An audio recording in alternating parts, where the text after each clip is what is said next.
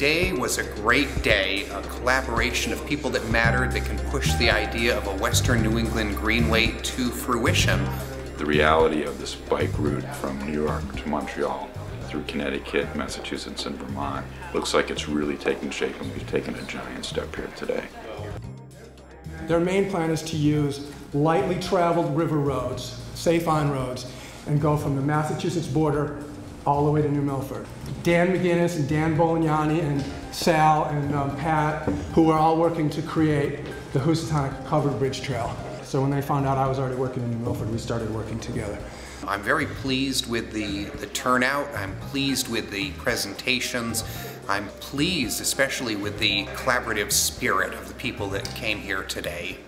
This conference has come at the perfect time for us. As part of the Economic Development Task Force Special Initiative on Bikeways, and what I've found is that several of the people at this conference have an amazing amount of information on how to develop a total greenway system to come up through New England, and I'm very excited about it. I think it's a great vision.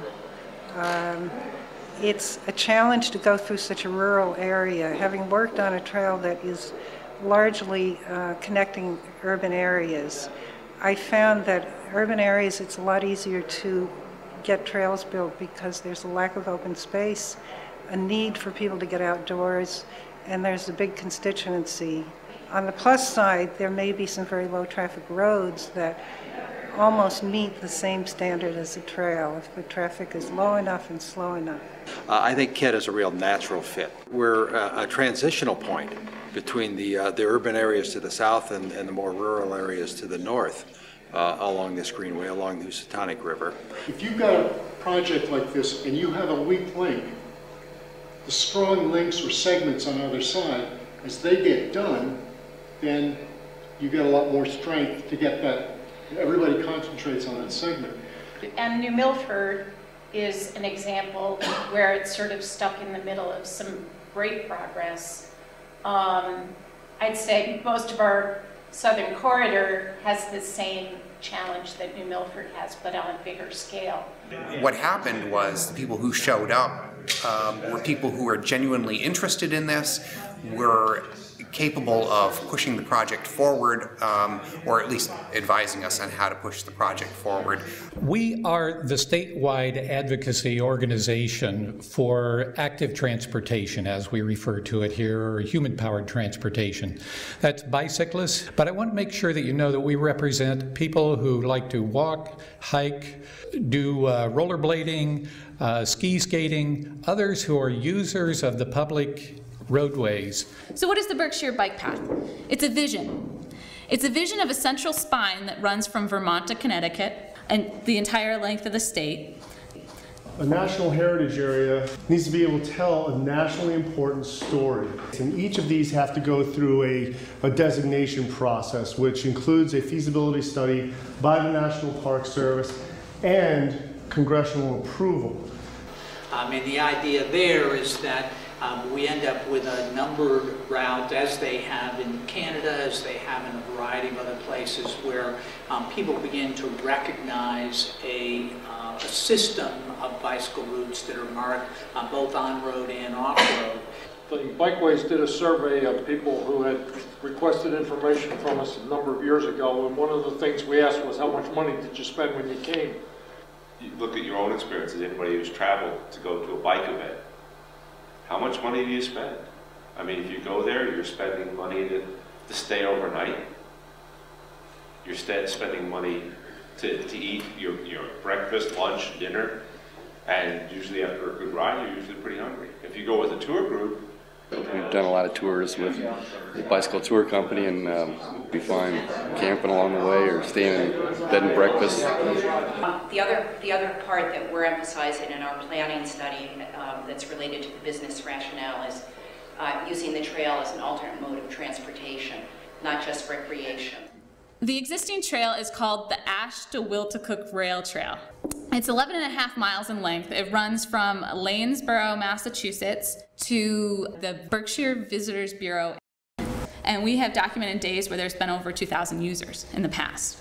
The neat thing about Lake Champlain Bikeways is that it's got a lot of variety. If you get up to the north end of the lake and into Canada, it's very, very flat. You got long vistas. If you come down the New York side, it's very hilly, but you get some places where you can look across the lake into the Green Mountains of Vermont, and then in Vermont you can't beat the little local towns with the church spires. We need to bring visitors to the area, and we need to develop a livable environment for people that we want to come live here, raise their children, and have their careers here. I've always bicycled, always loved bicycling as a child. It's my great freedom machine, and always has been. It led me into triathlons soon after college. And I especially like cycling on trails because you can relax and enjoy what you're seeing without constantly having to worry about whether a car is coming up behind you. One thing I think that the powers that be, who are very supportive of building these bike paths, realize is that you need at these public meetings to really be prepared to bring out the supporting groups in order to counteract the negatives. You need to give people opportunities to exercise, especially kids. I would definitely connect with people in public health, and everybody from the Department of Defense to CDC, everybody is starting to look at active transportation. That's what this conference was about, and that's a very powerful argument. You know, you oppose stuff like this, well, we have to start changing the way people get around. I've led bicycle tours in this area for over 30 years. I grew up in Connecticut. I lived in Vermont.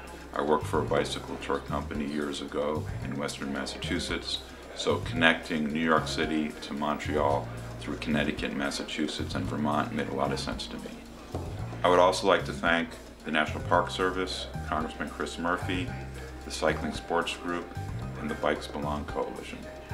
Most importantly, I think, is we had the right connections to state and municipal governments, to agencies and departments of transportation, to regional planning commissions, and those are going to be very important people as we start to strategize our next steps. Most bike advocates now really understand that bike trails mean big spending brought in from other areas. And really the only thing I added to that is that on a project like this, a trail going from New York to Montreal, that information really has to be made available to all of us in much more detail. And it's such a powerful tool that you're going to, let's say for a 21-mile trail, you're going to generate $6 million in annual spending along that trail. That's the lifeblood of some of these small towns along the trail.